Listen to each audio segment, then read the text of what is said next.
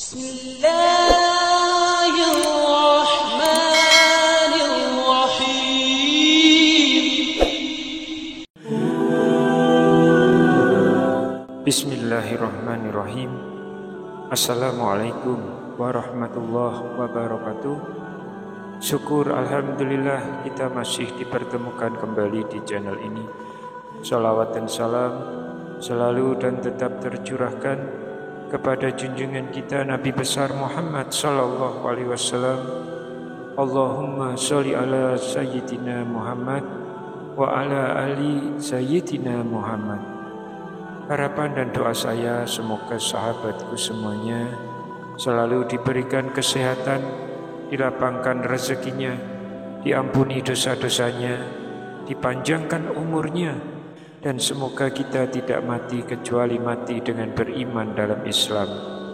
Dan sempatkanlah menuliskan salawat di kolom komentar, insya Allah akan menjadi bukti cinta kita kepada Rasulullah Muhammad sallallahu alaihi wasallam. Semoga kita semua mendapatkan syafaat beliau di akhirat kelak.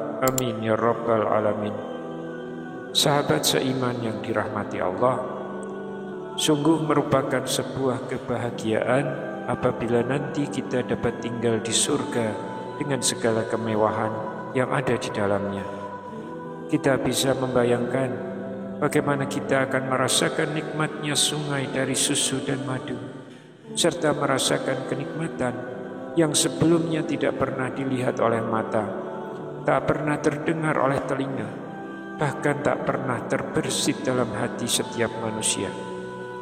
Apalagi adanya kenikmatan yang lebih dari itu semua, kita dapat memandang wajah Allah Ta'ala, pandangan yang menyejukkan mata-mata kita, dan dapat membuat kita lupa dengan berbagai kenikmatan lain yang telah kita rasakan. Bagaimanakah kita dapat meraih itu semua? Sahabat seiman yang dirahmati Allah, di antara keistimewaan tauhid adalah bahwa Allah Ta'ala telah menjanjikan surga dengan segala kemewahan di dalamnya bagi para ahlinya. Rasulullah Sallallahu Alaihi Wasallam bersabda, barang siapa yang akhir ucapannya adalah La ilaha illallah, tiada sesembahan yang hak selain Allah, pasti dia akan masuk surga. Hadis riwayat Abu Dawud dinilai sahih oleh Syekh Al-Albani.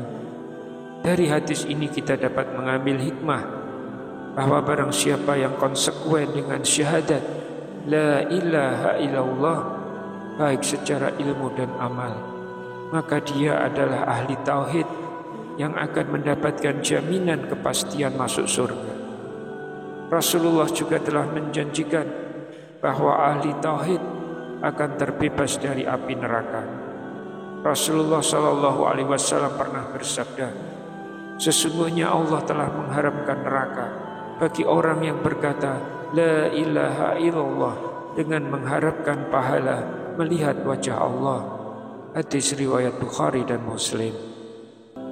Namun yang penting untuk menjadi catatan adalah bahwa yang dimaksud dengan perkataan dalam hadis tersebut bukanlah sekedar perkataan belaka yang sangat ringan dan mudah diucapkan, tetapi yang dimaksud adalah perkataan yang memenuhi syarat dan rukunnya, melaksanakan konsekuensi-konsekuensinya, serta tidak melakukan pembatal-pembatalnya.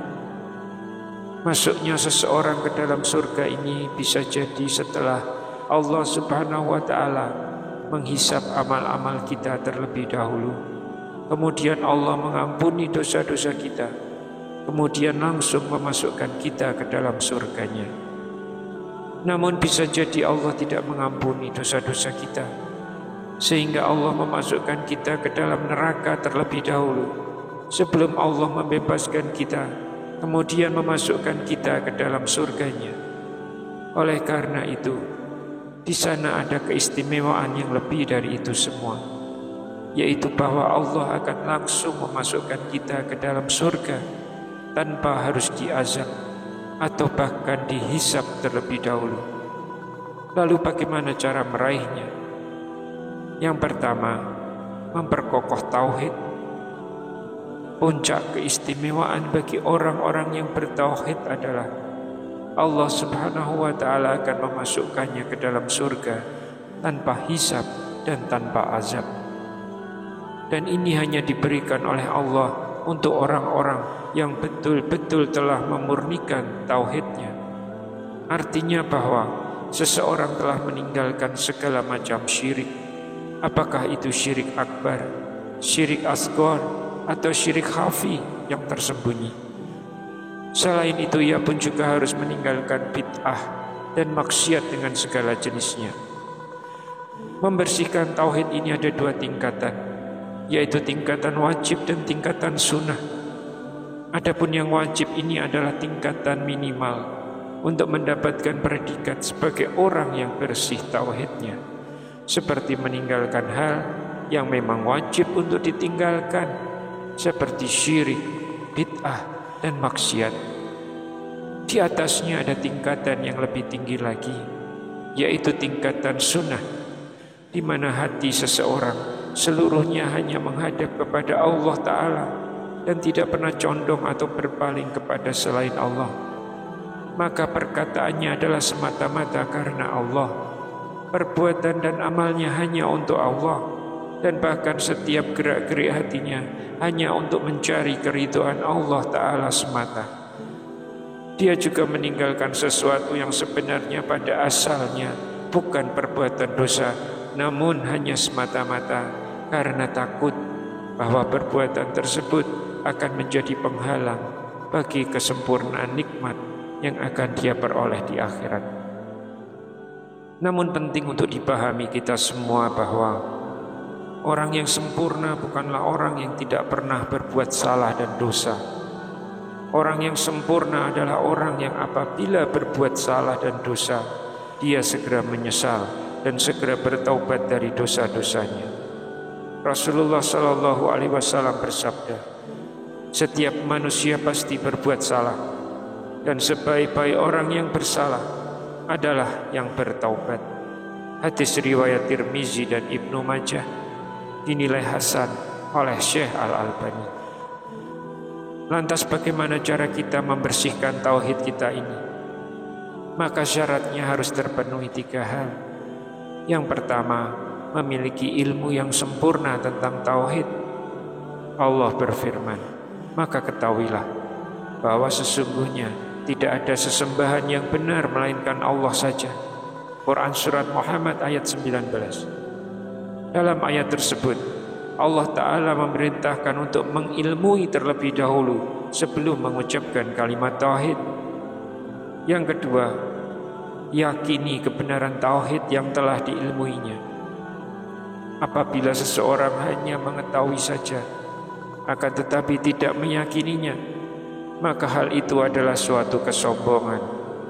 Allah Subhanahu wa Ta'ala berfirman tentang kesombongan orang-orang kafir yang tidak meyakini keesaan Allah sebagai satu-satunya sesembahan. Mengapa ia Muhammad menjadikan sesembahan-sesembahan itu sebagai sesembahan yang satu saja? Sungguh itu adalah suatu hal yang sangat mengherankan. Quran Surat Shad ayat yang kelima. Lalu cara yang ketiga, mengamalkan tauhid tersebut dengan penuh ketundukan. Jika kita telah mengilmui dan meyakini, akan tetapi kita tidak mau mengamalkannya dengan penuh ketundukan, maka kita belum bersih tauhidnya. Allah Ta'ala berfirman, sesungguhnya mereka dahulu apabila dikatakan kepada mereka La ilaha illallah, mereka menyombongkan diri. Quran Surat As-Saffat ayat 35. Apabila ketiga hal ini telah terpenuhi dan seseorang benar-benar membersihkan serta memurnikan tauhidnya, maka jaminan surga tersedia menjadi miliknya tanpa hisab dan tanpa azab. Kemudian amalan yang kedua, sebarkanlah salam. Sebarkanlah salam di antara kalian. Jika engkau melewati saudaramu, ucapkanlah salam kepadanya. Dan jika dia yang memulai salam kepadamu, maka jawablah salamnya. Menyebarkan salam itu akan menumbuhkan rasa cinta di antara manusia. Rasulullah Shallallahu Alaihi Wasallam bersabda, tidak akan masuk surga sampai kalian beriman, dan kalian tidak beriman sampai kalian saling mencintai. Maukah kalian aku tunjukkan sesuatu yang jika kalian kerjakan, maka kalian akan saling mencintai? Sebarkanlah salam di antara kalian. Hadis riwayat Bukhari. Kemudian amalan yang ketiga, berikanlah makan, yaitu berikanlah makan kepada orang-orang yang membutuhkan, kepada tamu dan tetangga. Ini merupakan akhlak mulia yang bisa menghantarkan pelakunya masuk surga. Orang yang memberikan makan kepada orang lain akan memiliki keistimewaan dan kedudukan di masyarakat.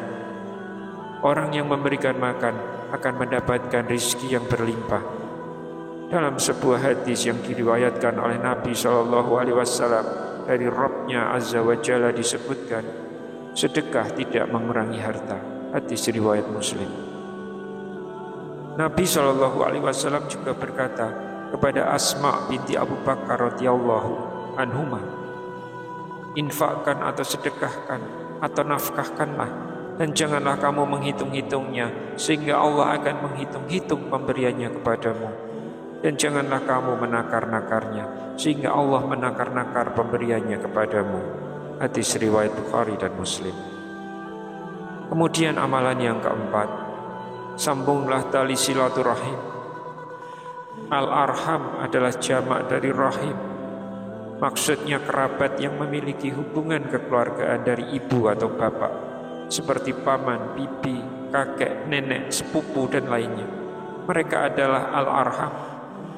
Allah Azza wa Jalla berfirman, bertakwalah kepada Allah yang dengan namanya kamu saling meminta, dan peliharalah hubungan kekeluargaan. Quran Surat An-Nisa ayat pertama. Lalu yang kelima, sholatlah di waktu malam saat manusia sedang tidur. Ini mencakup sholat-sholat wajib seperti sholat isya dan sholat subuh, juga mencakup sholat malam, karena malam adalah waktunya orang-orang tidur. Jika seseorang bangun dan sholat, maka ini menunjukkan keimanannya, karena dia lebih memilih sholat daripada tidur dan istirahat. Allah Subhanahu wa Ta'ala berfirman, lambung mereka jauh dari tempat tidurnya. Quran Surat As-Sajdah ayat 16. Seorang muslim yang beriman kepada Allah dan hari akhir, dia berusaha untuk mengerjakan sholat wajib yang 5 waktu berjamaah di masjid. Dia juga berusaha untuk bangun di tengah malam untuk melakukan sholat tahajud di saat manusia sedang tidur. Di tengah malam dan di akhir malam, dia gunakan untuk bermunajat kepada Allah Azza wa Jalla, sholat malam, berdoa, dan minta ampun kepada Allah Azza wa Jalla atas semua dosa-dosanya. Sahabat seiman yang dirahmati Allah, itulah amalan-amalan yang akan mendapatkan ganjaran surga oleh Allah Subhanahu wa Ta'ala. Masuk surga merupakan cita-cita tujuan terbesar seorang mukmin. Masuk surga itu mudah bagi siapa yang Allah mudahkan. Amal-amal untuk masuk surga semuanya mudah dan tidak sulit. Ada seseorang berkata kepada Rasulullah SAW, wahai Rasulullah, tunjukkan kepadaku amalan yang bisa memasukkanku ke surga dan menjauhkanku dari neraka. Nabi SAW menjawab, engkau telah bertanya sesuatu yang besar, tapi itu mudah bagi siapa yang Allah mudahkan, yaitu beribadahlah kepada Allah dan jangan menyekutukannya dengan suatu apapun. Hadis riwayat Tirmizi. Wallahu a'lam bishawab. Demikian yang bisa saya sampaikan di kesempatan kali ini. Semoga dapat memberi manfaat untuk kita semua. Amin ya rabbal alamin. Wassalamualaikum warahmatullahi wabarakatuh.